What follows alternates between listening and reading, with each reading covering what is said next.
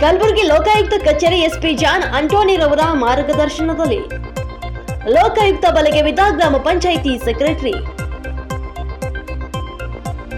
ಕಲಬುರಗಿ ಜಿಲ್ಲೆಯ ಮರ್ತೂರು ಗ್ರಾಮ ಪಂಚಾಯಿತಿ ಸೆಕ್ರೆಟರಿ ಲೋಕಾಬಲೆಗೆ. ಅಶೋಕ್ ಪಡಚಟ್ಟಿ 20,000 ಲಂಚ ಪಡೆಯುವಾಗ ದಾಳಿ.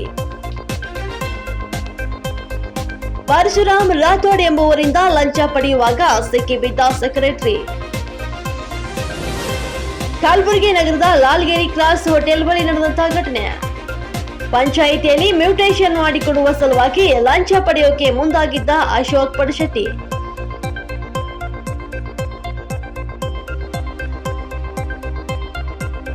ಲೋಕ ಡಿವೈಎಸ್ಪಿ ಗೀತಾ ಬೆನ್ನಳ್ಳಿ ನೇತೃತ್ವದಲ್ಲಿ ದಾಳಿ.